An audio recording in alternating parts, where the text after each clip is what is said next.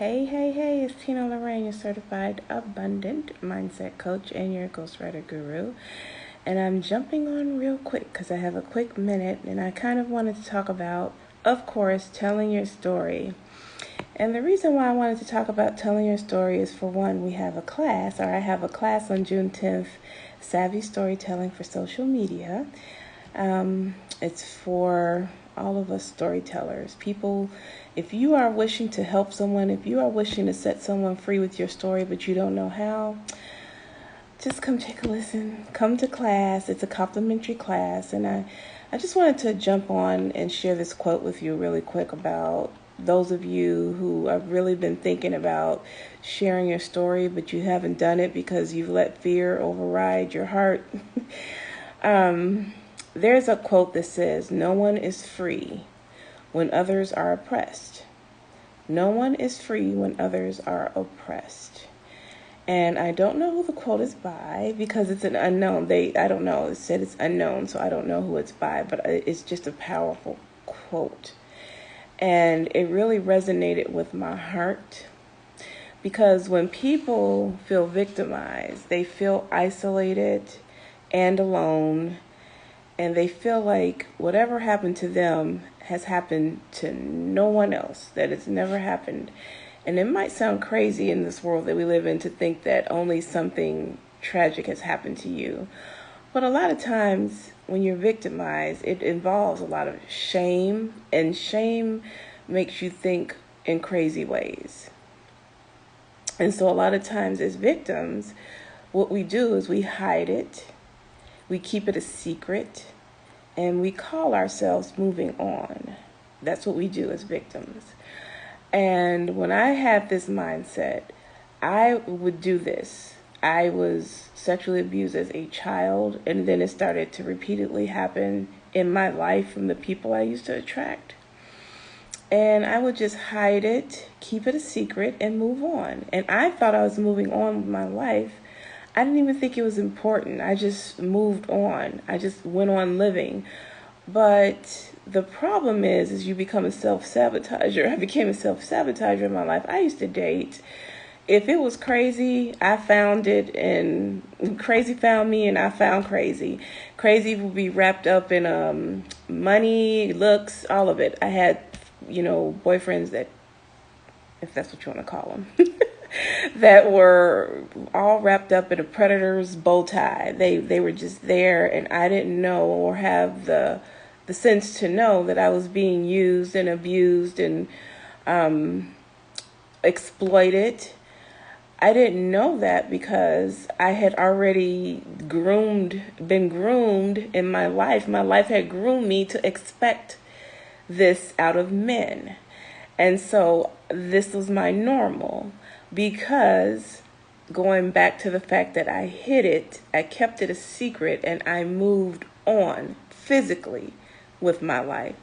But in my heart and mind was raggedy. And oftentimes when we are victims of any type of abuse, any type of trauma, anything like this, we can tend to hide from it and wrap it and tidy it up and just move on with life. And a lot of times it's because we don't have another choice. It's like we have to live life, especially when you come from a culture that says, just pick it up, move on, we're strong, we're tough, and all that jazz. Well, okay. So although I physically moved on and called myself hiding it and keeping it a secret, and I thought that was normal, it was just this part of life, everybody has, you just move on. But the problem is, your spiritual life does not, you don't move on. Your soul doesn't really move on. Your subconscious doesn't move on. It stays stuck in a pattern of abuse. And it could tear down any and everything in your life. And in my life, that's eventually what it did. But to make a long story short, I did not, I was thinking, what I was really thinking is, if I had someone who had came along and just said, "Girl, this is how that happened to me, and let me tell you how I got to the other side of it. Let me tell you, first of all, that it's wrong. Let me tell you that you are beautiful, you're worthy of a great life," all the stuff that we're supposed to say, right? If I had someone come alongside me then and tell me what I know now on the other side of freedom, I could have saved myself so much heartache and so much pain. But I am happy that, I'm grateful. I could say that I'm grateful that I am on the other side of it, because I had a raggedy mind and heart for years and years and years and years. And it tore me down to the extent where it started to present itself in physical ailments. After I got older, my health just started deteriorating because all this internal things were going on, in my heart and in my mind. And a lot of it I was unaware of.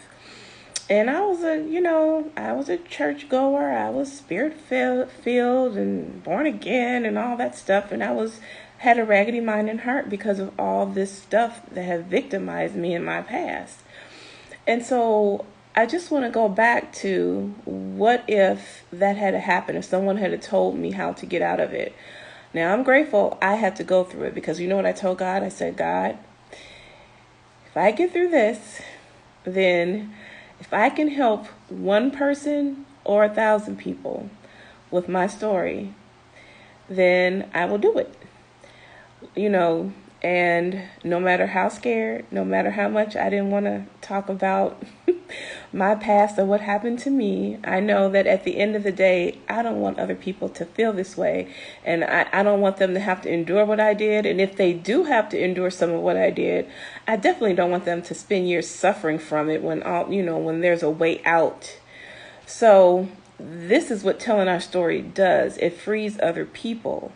We don't want people to walk around feeling they have to hide things or keep it a secret or move on. And so in my story, that's still progressing every day, God called me into the spiritual coaching business. And this is another way that I strategically tell my story to help others, but also to follow my purpose and passion, and also, support myself. So some of you have been called to be a coach or a consultant, and you're shaking in your boots, and you're like, I don't know, I don't want to tell my story, because your story aligns with your business, and you're scared of it because maybe it doesn't put you in such a great light. It puts you in the light of a victim or being victimized, or it's just not pretty. It's just not a pretty story. My story ain't pretty.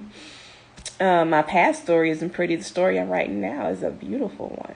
But in order for you to get there, you have to conquer your fear. You have to have confidence. You have to be willing to put down the identity that your life has led you to believe that you are. Your life has been telling you that you're this person that you identify with, this victim, this person that's been through a lot, this person that, this average person, this person that does not have a future. And you've kind of aligned to it, and you've kind of let your life just lead you, because no one has come beside you and said, hey, this is my story, and I'm telling you, this is how I got out of it. Well, here's your opportunity to utilize your story to help somebody else. Join me on June 10th for a complimentary class. All you have to do is sign up in my, the link is in my bio if you're on Instagram, and if you're on Facebook, the link is either above my head or in the comments. I always do that, above my head or in the comments. To sign up, complimentary class, all you have to do is sign up to the email list, in which you will be getting very, very well executed mailing letters, like every month, inspirational newsletters from me, your ghostwriter guru.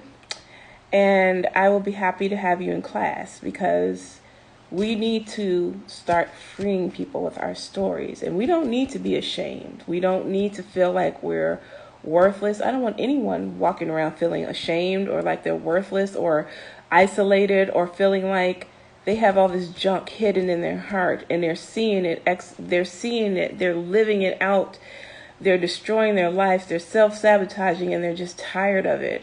And like I said, you can be one of those people even sitting in church, and you're just like, why is this not working? Why is my life not working? Why am I not happy?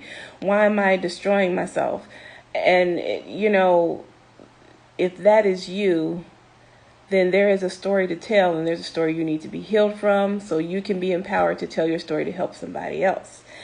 And remember this quote again, that no one is free when others are oppressed. No one is free when others are oppressed. So if you're not telling your story, if you're not helping out that coworker, if you're not helping out that friend with your story, if you see them going through something that you have been through and you're not helping them out, you are willingly oppressing them. And I'm not saying you have to force them to listen to you, but you could say, hey, you know what, can I talk to you for a minute? I've been through this. I just wanted to share this with you just to give you some encouragement as what to do, because now, I'm free from it. That's how we help people overcome. And that's what your story is. It's a powerful tool used to help someone else be a better person, used to help someone else find their purpose, used to help someone else set them free. So, and you can be the one of the seeds to help setting them free. Maybe they won't necessarily be set free with your story, but you'll be one in a progression of other stories that God uses to set someone free. So again, join me on June 10th for Savvy Storytelling for Social Media, and I will see you soon.